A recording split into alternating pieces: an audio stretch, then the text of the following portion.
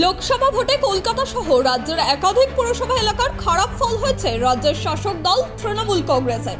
এর জেরে সোমবার নবান্নের সভাঘরে বিভিন্ন পুরসভার আধিকারিকদের নিয়ে পর্যালোচনা বৈঠকে বসেছিলেন মুখ্যমন্ত্রী মমতা বন্দ্যোপাধ্যায়। ওই বৈঠকে পুরো পরিষেবা নিয়ে অগ্নিশর্মা হয়ে ওঠেন তিনি। নাগরিকদের কেন ঠিকঠাক পরিষেবা থেকে বঞ্চিত করা হচ্ছে সেই বিষয়ে একাধিক প্রশ্ন করে অবিলম্বে ব্যবস্থা নেওয়ার নির্দেশ দেন। যারা তার কথা শুনবে না তাদের দূর করে দেওয়ার হুঁশিয়ারি দেন মমতা বন্দ্যোপাধ্যায়।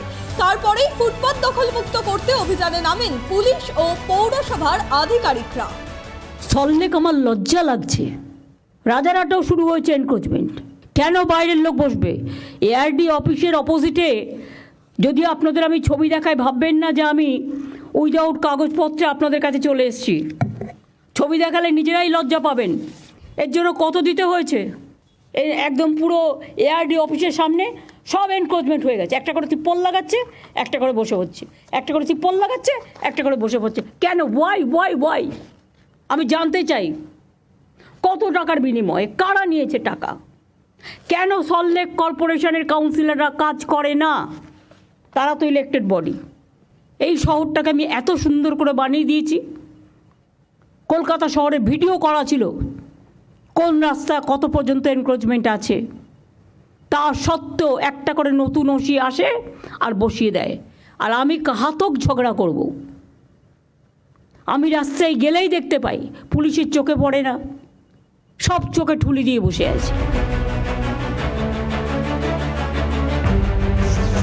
রাস্তাতে বাড়িয়ে রেখেছেন, এগুলো চালাবেন না।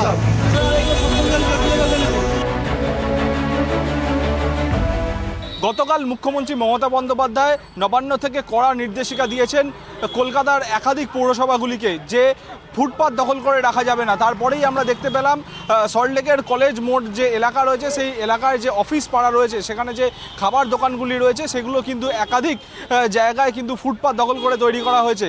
ইলেকট্রনিক্স কমপ্লেক্স থানার তরফে আজকে কিন্তু স্পেশাল ড্রাইভ অপারেশন চালানো হচ্ছে, যেখানে এই যে দোকানের যারা মালিকরা রয়েছেন সেখানে কিন্তু পুলিশ আধিকারিকরা যাচ্ছেন এবং তাদের সঙ্গে কিন্তু কথা বলছেন, তাদের কড়া নির্দেশ দিচ্ছেন যে সেই জায়গাগুলো কিন্তু সরিয়ে ফেলতে হবে। আমরা সেই ছবি কিন্তু দেখতে পাচ্ছি। ইলেকট্রনিক্স কমপ্লেক্স থানার পুলিশ তারা কিন্তু আসছেন এবং কড়া নির্দেশিকা দিচ্ছেন যে এই যে ফুটপাত, সেই ফুটপাত দখল করে রাখা যাবে না, সেই ফুটপাত থেকে কিন্তু সরিয়ে নিতে হবে। মুখ্যমন্ত্রী মমতা বন্দ্যোপাধ্যায়ের যে নির্দেশ রয়েছে সল্টলেক নিয়ে তিনি বিশেষত বলেছিলেন যে এগুলো দেখতে খারাপ লাগে, দৃষ্টিকটু হচ্ছে। তার পাশাপাশি যে যে শুধুমাত্র সল্টলেক নয়, রাজারহাট, বিধাননগর একাধিক এলাকার নাম করে তিনি কিন্তু বলেছিলেন যে এইভাবে কিন্তু ফুটপাত দখল করে মানুষের কাজের অসুবিধা করা যাবে না, মানুষের অসুবিধা করা যাবে না।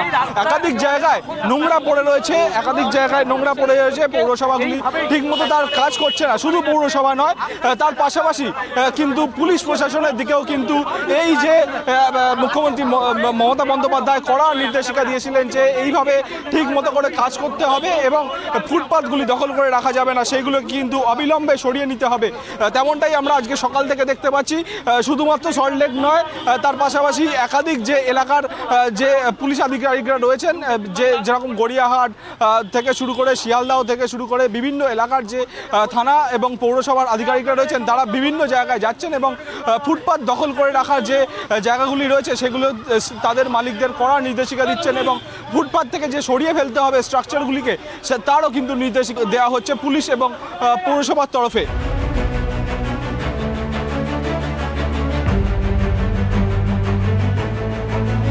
আমাদের তো মানে দিদি যা করলো বিষ খাওয়া ছাড়া উপায় নেই, আমাদের বিষ খাওয়া ছাড়া উপায় নাই আমাদের।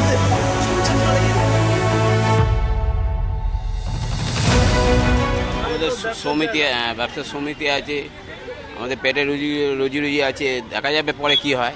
আমরা এখানে 25-30 বছর দোকানদারি করছি, এখানে কিছুই ছিল না তখন। আমরা তো চাইবো যে আমাদের কিছু সুস্থ থাকুক বা আমরা যাতে জীবিকা অর্জন করতে পারি। না, আগে সেটা সিপিএম আমলে ওই ভাঙাভাঙি করতো, তখন তো পুরো ভেঙে দিত, আবার এসে আমরা বসতাম, এইভাবে চলতো। তবে ইদানিং এই সরকার আসার পরে অনেকদিন ভাঙাভাঙি তো করে না, এই এখন বলছে সরে যেতে বা অন্য জায়গায় শিফট করতে, এই আর কোথায়। আমরা তো হকার করি, এখানে রাস্তার ধারে বসে দোকানদারি করি। কতদিন ধরে করছেন? আমরা 2000 সাল থেকে, 1998 থেকে আমরা তখন ঠেলা গাড়িতে দোকানদারি করতে হবে, এখন আস্তে আস্তে এইভাবে করে চলে যেতে বলছে। ঠিক আছে, এখন সবাই যেভাবে করছে, এখন যদি আমার সেভাবে করতে হয় তখন সেভাবে নিয়ম যেভাবে করবে। সবার জন্য সবাইকেই প্রয়োজন। আমার যেমন এখানে দোকানদারি করে আমার পেট চালাতে হবে, তেমনি এখানকার যে অফিসে যারা আছে তাদেরও তো কিছু খেতে, সবাই তো আর রেস্টুরেন্টে গিয়ে খেতে পারবে না, তাদেরও আমাদের প্রয়োজন, আমারও তাদেরকে প্রয়োজন। মুখ্যমন্ত্রী মমতা বন্দ্যোপাধ্যায়ের কড়া বার্তার পরেই নড়ে চড়ে বসল প্রশাসন ও কলকাতা পুলিশ। সেক্টর 5 এলাকার রাস্তার ফুটপাত দখল করে তৈরি দোকান সরানোর জন্য হকারদের সঙ্গে কথা বলে প্রশাসন। একই দৃশ্য চোখে পড়ল সল্টলেকের ওয়েবেল এলাকায়। ফুটপাত দখলের পর রাস্তার 5 ফুট এলাকা জবরদখল করে দোকান করার জন্য হকারদের সেগুলি সরিয়ে নেওয়ার নির্দেশ দিয়েছে পুলিশ প্রশাসন।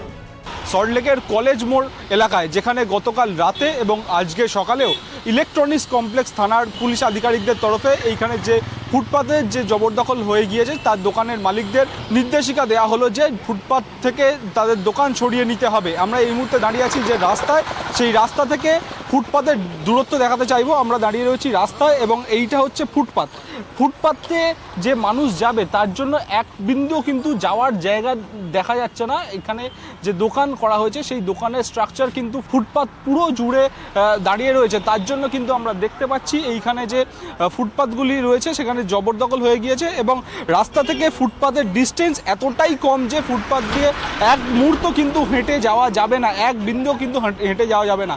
আপনাদের তরফে বিশেষ ড্রাইভ নেওয়া হচ্ছে, যে কড়া নির্দেশিকাও দেওয়া হচ্ছে। যা আছে পুলিশ করবে, পুলিশের কাজ। এই যে আপনার দেখলাম রাস্তার ওপর দিয়ে হেঁটে আসতে হচ্ছে, ফুটপাত তো রয়েছে, ফুটপাত দিয়ে আসছে না কেন? ফুটপাত দিয়ে আসবো কী করে, চারিদিকে তো দোকান, ফুটপাত তো সব ব্লক। না, আমাদের অসুবিধা হচ্ছে না, কারণ এখানে না হলে তো অফিস চত্বরে তো দোকান তো লাগবেই, নয়তো আমরা রাত্রিবেলা খাবো কী করে, কিংবা সন্ধ্যেবেলা বেরিয়ে জলখাবার খেতে হয়, দোকানও লাগবে, কিন্তু অন্য কিছু ব্যবস্থা করলে ভালো হয়। এখানে বহু অফিস রয়েছে, সেই যারা অফিসের কর্মচারীরা রয়েছেন তাদেরকে কিন্তু এই রাস্তার মধ্যে দিয়েই কিন্তু যে গাড়ি চলাচল করছে, সেই গাড়ি চলাচল যে করছে তার মধ্যে দিয়েই কিন্তু হাঁটাচলা করতে হয়।